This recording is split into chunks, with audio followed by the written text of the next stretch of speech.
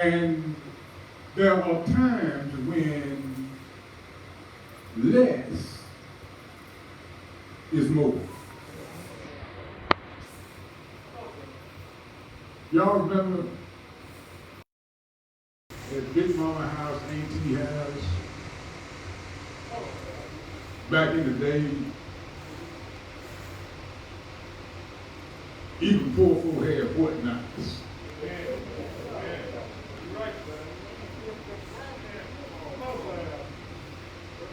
And they have stuff everywhere, whatnots. On the coffee table, whatnots. On the end table, whatnots. The shelf in the corner, whatnots. On the mantelpiece, whatnots. Sometimes they buy cabinets or curios.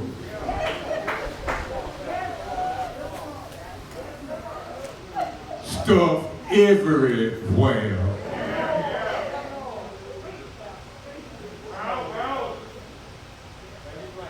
And I'm glad that that trend has changed, because with all of those whatnots, I be with a whatnot.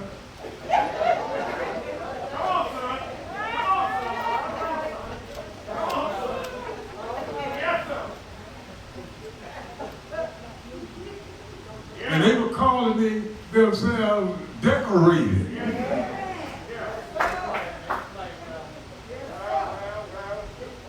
But now I can have an appreciation when we don't do too much. Some folks they do too much. Do way too much.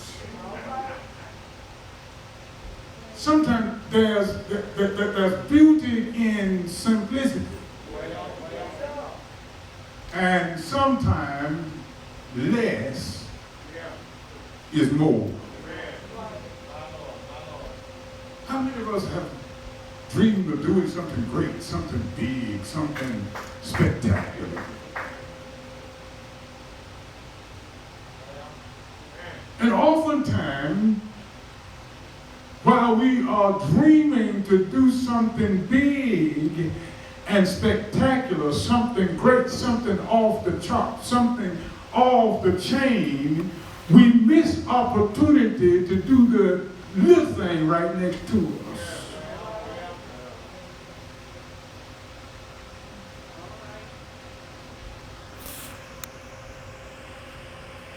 We tend to look past things and people who are close to us.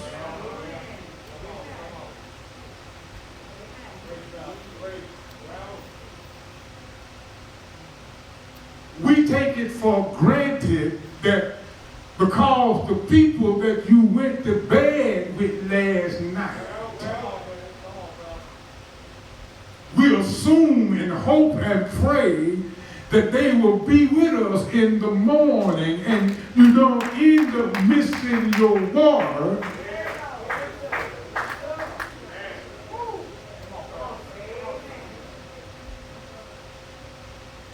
You got some folk who will spend $50, $60, and $100 for a ticket of a concert because they're famous.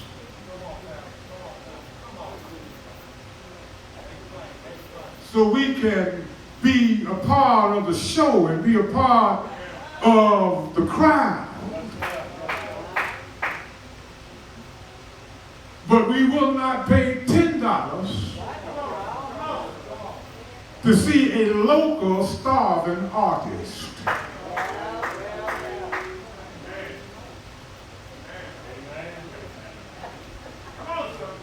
We tend to look over and look past those and things that are close to us.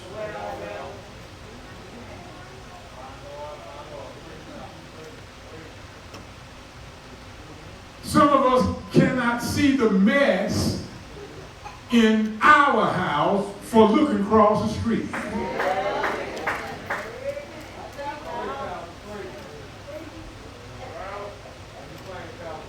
sometimes we are unable to see our own faults and our own failures and our own shortcomings because we are so busy looking at others.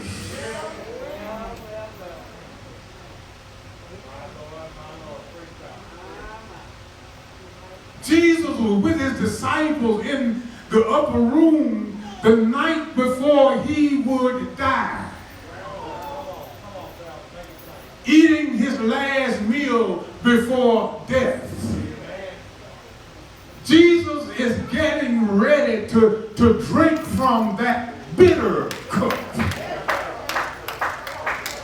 that he preferred that would be moved from him, because when he looked in the cup, there was some stuff in that cup.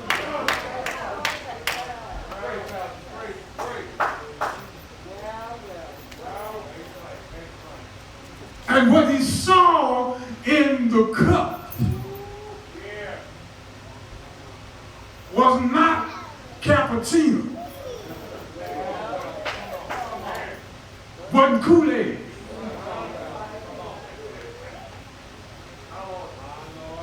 It wasn't Tennessee whiskey. When Jesus looked in the cup from which he had to drink, it was some dirty stuff.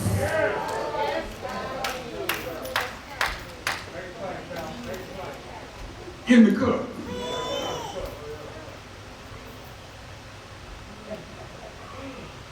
It was some foul stuff in the cup. It was some nasty stuff, some scum stuff, some mold and mildew stuff in the cup that Jesus had to drink from.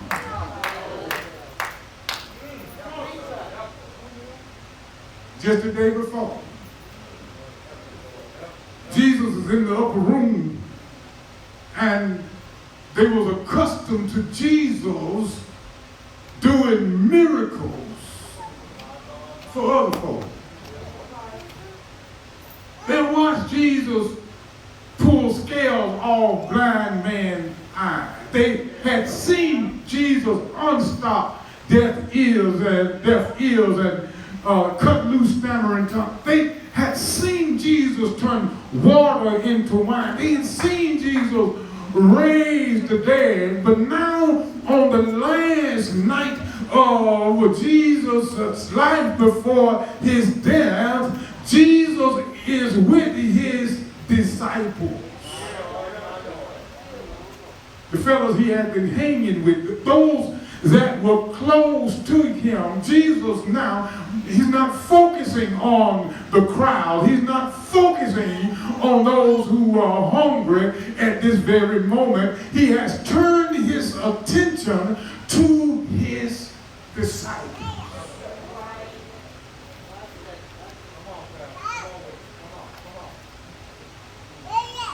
And at the end of the supper, Jesus, this man who was sent from God, Jesus, who John declared was indeed the very essence of God, Jesus, the one who God had given all of power and authority in his hand, Jesus, who was King of kings and Lord of lords, Jesus, who had always been with the Father, got up from the table,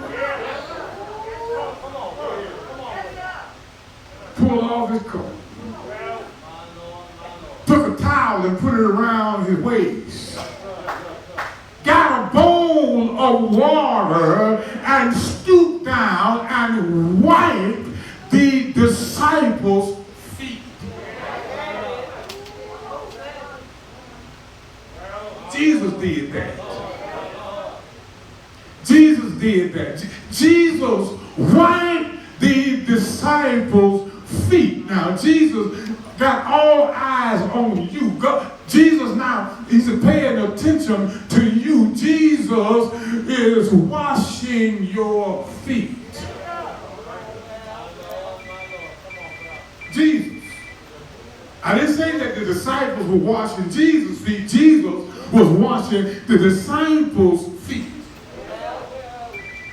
And taking the towel from around his waist and drying their feet. And let me tell you what kind of God you serve. Let me tell you what kind of Lord you serve. Guess who was at the table?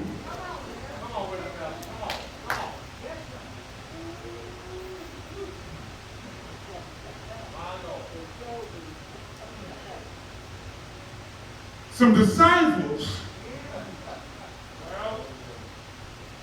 They're not yet there, but they're disciples. As a matter of fact, some of them had followed Jesus for some 3.5 years and yet had not been saved.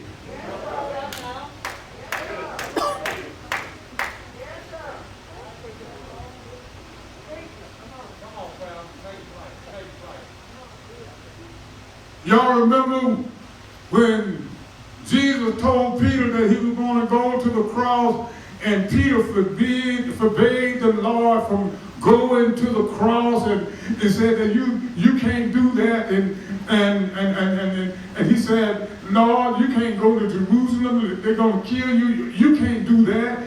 And Jesus to Peter, they what Jesus called him. He said, devil. Peter, the pastor of First Church Jerusalem, Peter.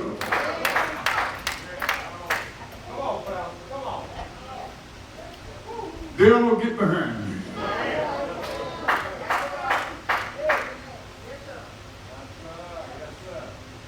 But Jesus washed his feet.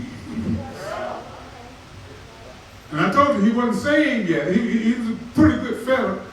Reverend impetuous, was always speaking and acting out of turn, but he wasn't saved. And Jesus said, Peter, now I tell you what, when thou art converted.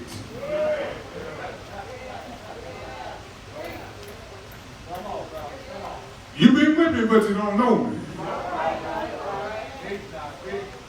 You've been watching, but you don't know what you've been looking at. You heard me, but you hadn't listened when you get converted. Strengthen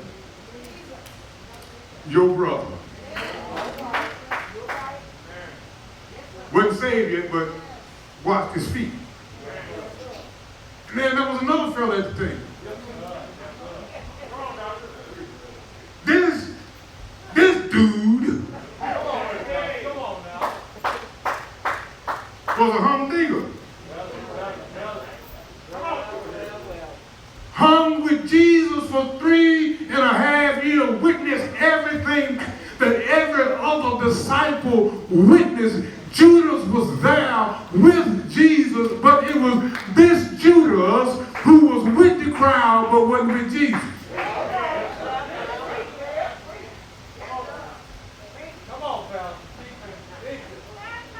Everybody hang around the church ain't in love with the Lord.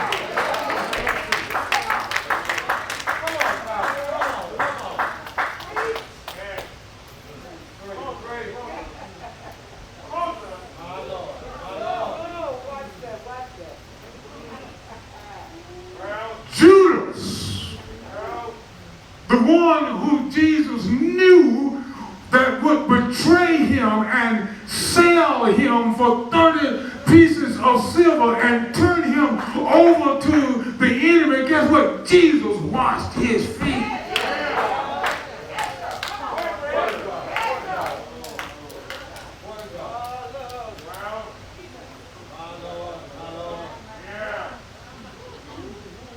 I let you know what kind of God that we serve. We serve a God who will look out for you and have your best interest even when you're not thinking about him.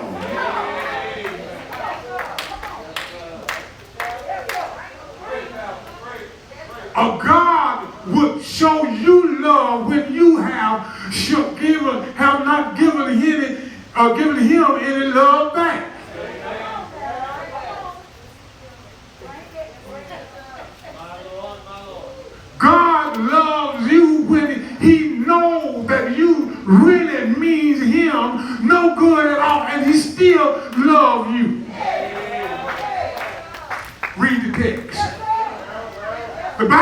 said that he loved them to the end. And what that really means, that he loved them completely, no matter how vile, no matter how vicious, no matter how mean, no matter how low down, no matter how hateful, no matter how sinful they are, no matter how dirty they are.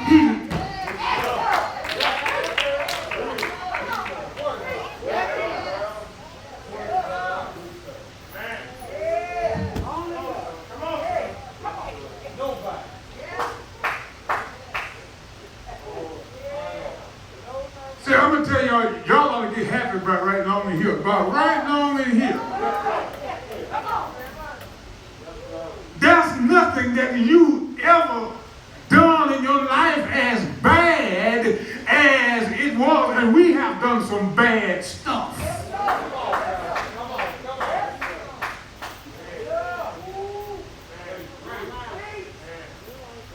We've been some bad Negroes.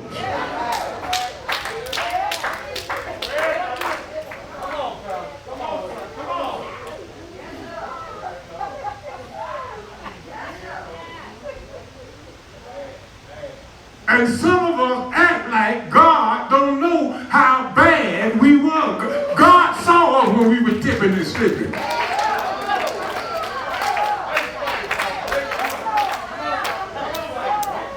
Sipping and ho-hopping.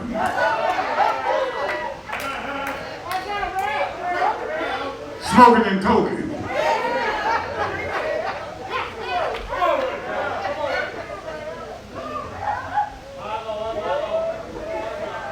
Now, there's some stuff you didn't do, but there was some stuff that it wasn't like you didn't think about it. Some stuff you didn't think of, you were just too scared. It wasn't because you were so good, you were just too scared.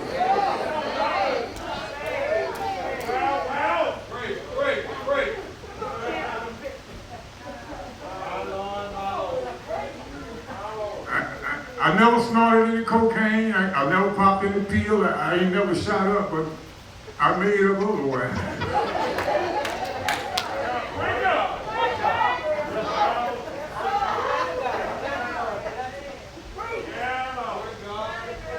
And there's nothing that you've ever done in your life was so bad that stopped God from loving you.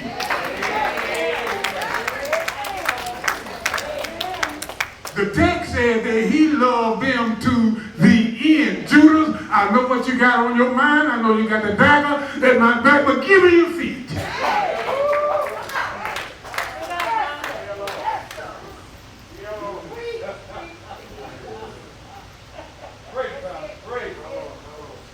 I'm going to give you a chance anyhow. I know ain't nothing to you, but I'm going to give you a chance anyhow.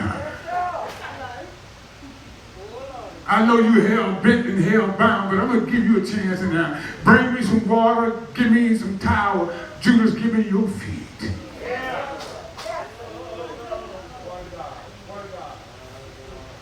Jesus washed his disciples' feet. Peter sitting around watching. And the Lord got to Peter. And Peter said, "You gonna wash my feet?" Yeah. And see, now what Peter is doing, Peter is really trying to present himself more humble than what he was. And he was being pseudo-religious.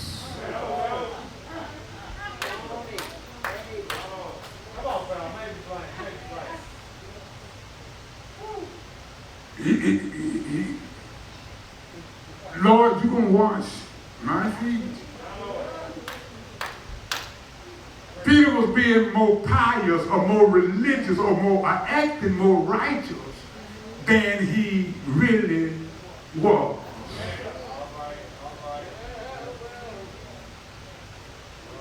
See, you're going to have to learn how to embrace your ugly self, because you're going to have to deal with it.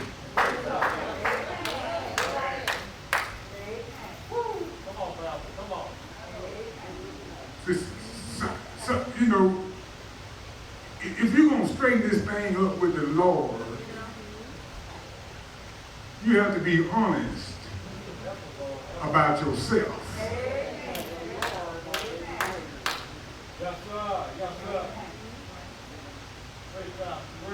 Most of our problem with other people really are not the problem with other people. It's the problem we really have with ourselves and the struggle that we have within ourselves that we impose on other folks. You see, sis, I want you to act right while I do what I want.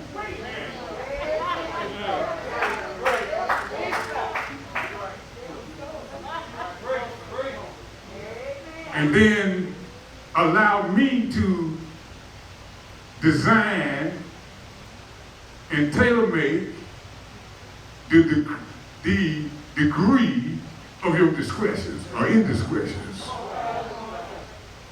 on, pal. Come on. Because for some folk,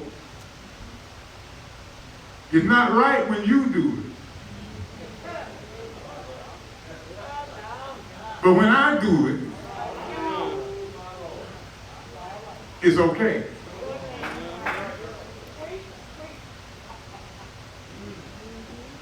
See, we talk about other folk children when they get pregnant.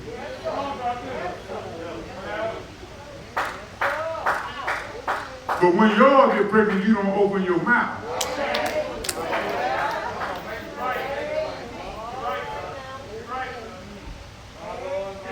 You talk about my child when my child get in trouble, when y'all get in trouble. What? You don't hear nothing.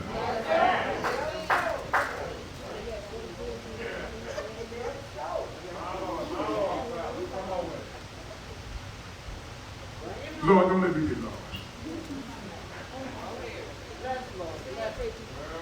Peter was being and acting self-righteous. And the Lord told Peter this, Peter, let me clue you in something. Now, I don't have to wash your feet. But if you don't let me wash your feet, you have no part in me.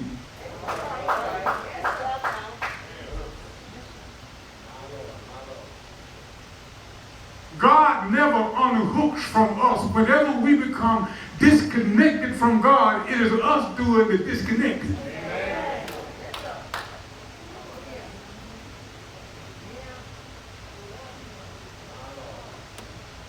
Peter, I know you don't know what I'm doing, but you find out a little later what I'm doing, but if you don't let me wash your feet, you have no part of me.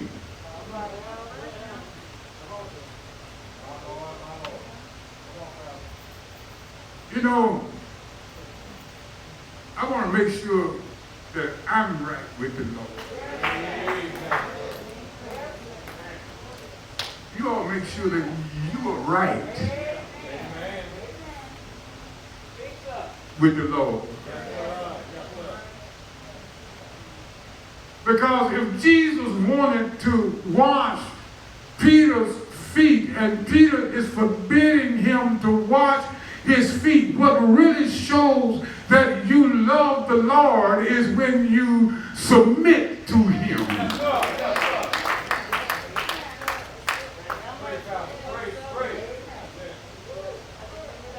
The devil don't care nothing about your worship, really. The devil does not care anything about your anointing.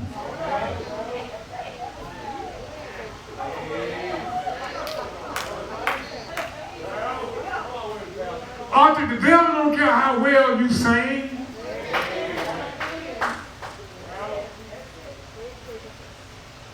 Or Ruby, how well you serve. As long as you don't submit to him, the devil will let you carry on that charade until you end up in hell.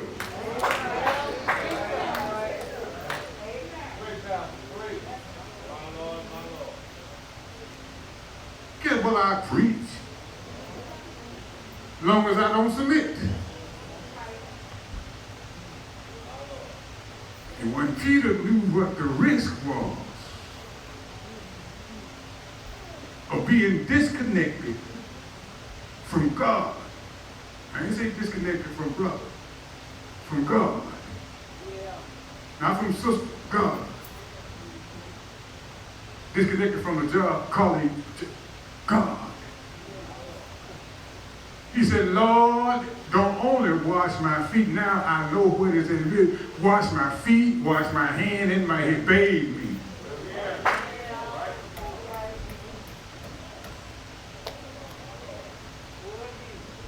And I'm going to get out of here. Our mission to each other. Jesus said that if I washed your feet,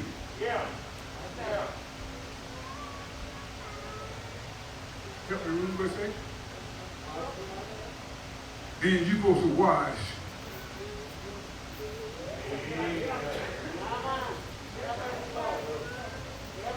I feel warm in this place.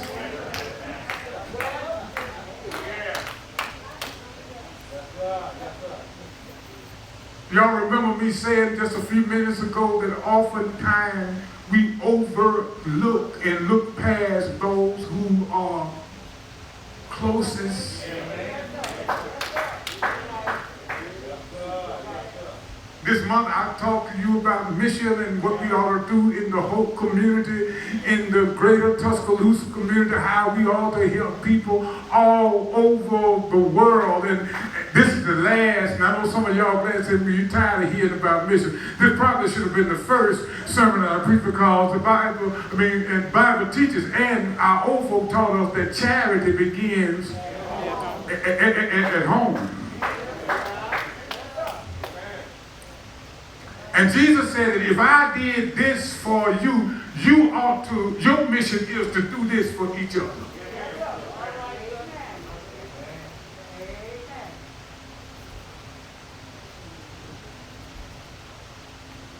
Brother Smith, we are connected. We belong to one another. And we are responsible and accountable to one another. And the power of our witness is not giving out food boxes. And we ought to give out some food boxes. The power of our witness is not having a clothing closet, and we ought to have a clothing closet.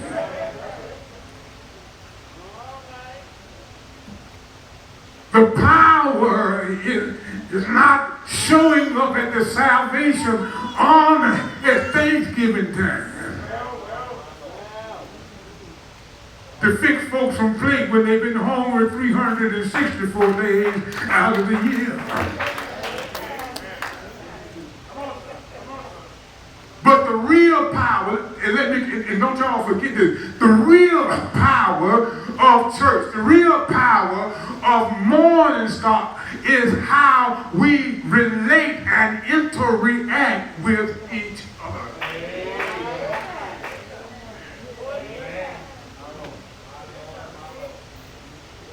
You know why some folk ain't studying us? Because you got some folk who belong to Morning Star show up on their job.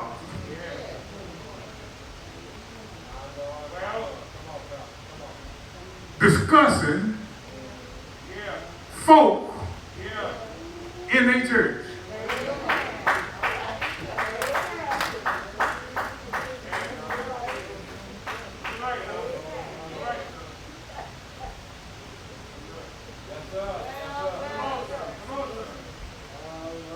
And black folk, we bad at it. We'll show up on our job and have a discussion about our pastor with some folk who don't even go to church.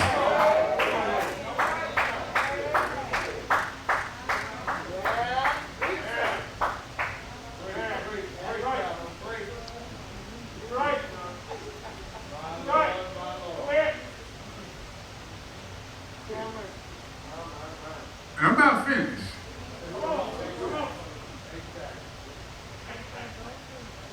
But Jesus said that if I've done this for you, you do this for one another.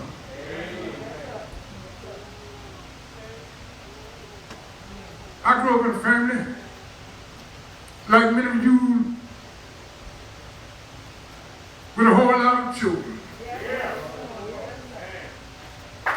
We didn't have much worldly or materially, but we did have some love.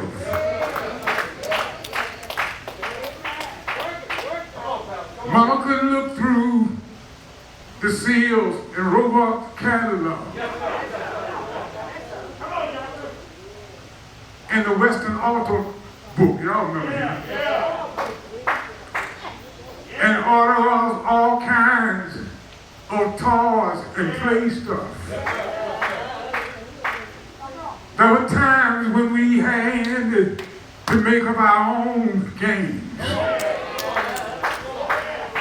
Oh Lord. You don't see little children playing red road. Stoplight. We had to make up our own games. And then sometimes we had to even make our own toys.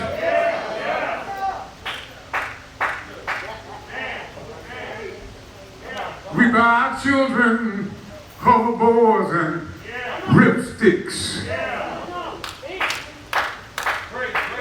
But we'll find the wheels to an old roller skate.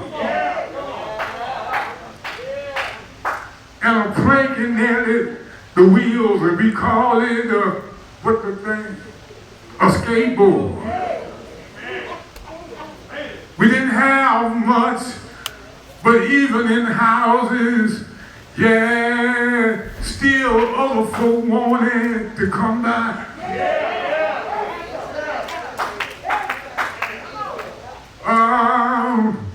It was not the best of worldly possession, but they taught us how to love one another. And we knew how to really enjoy each other with very little or nothing. And the folk wanted to be a part of it. Mama had a house full of children, and I never understood that I had some first cousins who had bedrooms by themselves. And they had fancy little beds, they were called canopy beds then. And they had curtains to match the bed.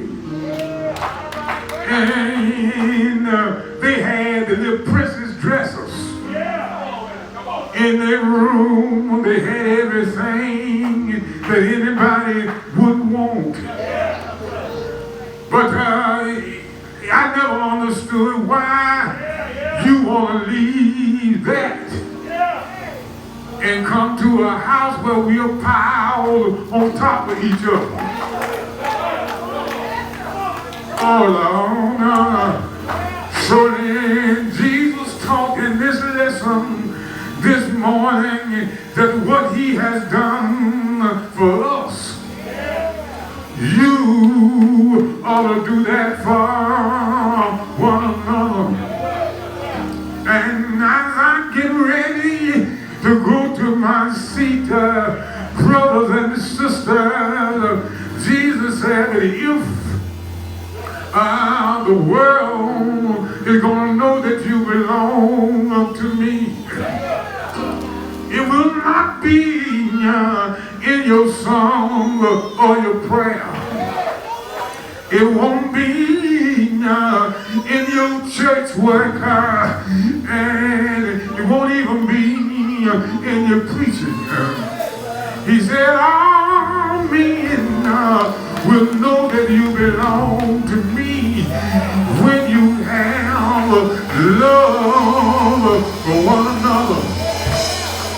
Oh, there is power, yeah, in godly love, one for the other. Yeah, the Bible teaches us that in our fellowship, everybody is not at the same place. Are y'all hearing me? In our fellowship, not everybody can take what you take. Can I get a witness here? Yeah, but we are taught here we're going to be a witness for Christ, that the strong got to bear the infirmities of the weak. Can I get a witness here? Whatever other folk in the world go through, church folk go through that too. Are y'all hearing me? We act like only folk in the world have struggles, but the same struggle that they got out there. Can I get a witness? We got it in here.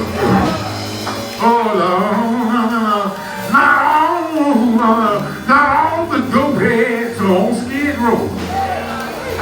Are y'all hearing me? There are some saved folk. Amen to you. Can I get a witness here? You got some saved folks who are functioning alcoholics. Can I get a witness? You got some saved folk who hadn't brought their body under subjection yet. They still like what they like. They still do what they do. Are y'all hearing me? I ain't even doing it. Whatever they deal with out there, we deal with it in here. Oh, Lord, folk in the world are not the only somebody that have family issues. Folk in the church got them. Are y'all listening to me? And in some cases, even God couldn't pastor some Baptist churches. Because, if the man been divorced, they don't like you to be their pastor. And I found out that even God couldn't pastor some Baptist churches, but when I read Jeremiah chapter 3, even God went through a divorce. Y'all didn't know that, did you? God went through a divorce. But we got to learn how to bear the infirmity of the weak. And when a brother or sister, amen, fail in their trial, I'm talking about in here. You ought not put your foot on the neck of a brother or sister who have fallen. Amen. When we have folk in our fellowship who got some personal issues, you ought not be on the telephone, amen, talking about their struggles.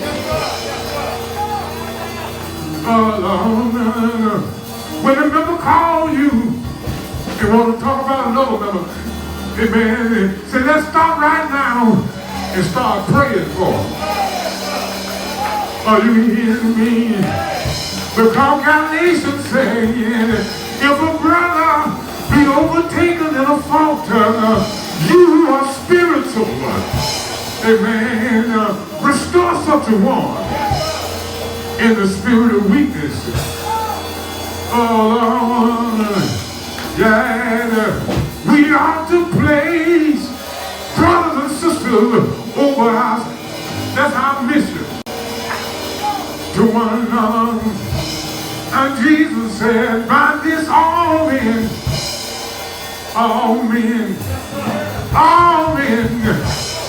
will know that you are mine. And I want the world to know that I belong to him. I want the world to know that I'm a beneficiary of his love. Can I get a wicked hand? I'm going to have to forgive you because he forgave me. Can I get a witness here? I want the world to know that I love the Lord.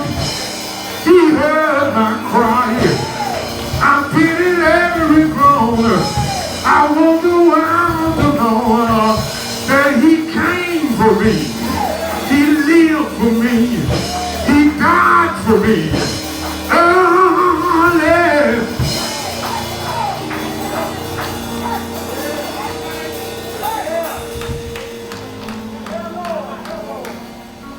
We have a mission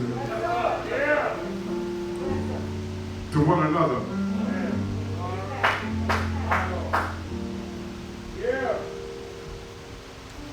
You know, I ain't with everything that you think.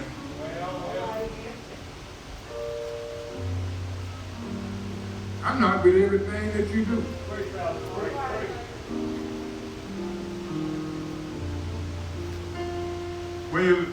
When your baby make a mess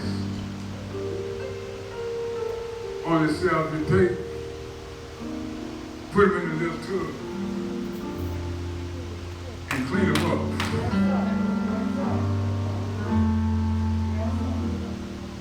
And when you get through cleaning up, you take the bath water and you throw it out. But you don't throw out the baby with the bath water. I know some of us are a little touched.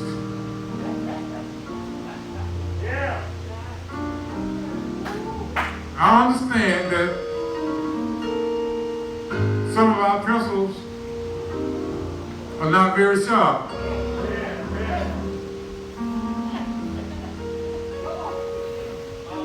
And sometimes our pencils are like they got erasers on both ends.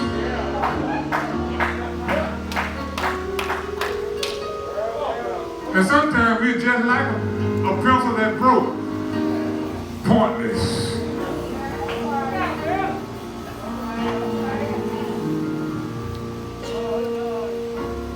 But we ought to live for each other. Our mission is to care. I'm talking about genuinely care. Don't get close to me to try to find out what's my business.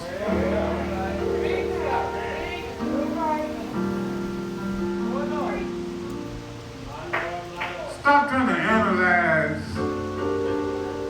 your brothers and sisters, especially in areas where they're lacking and short. But learn to be on hand, to be there, to whisper a word of encouragement,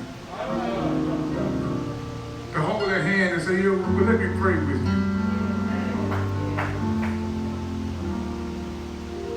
If a brother or sister having a struggle, time, you know, phase he likes that.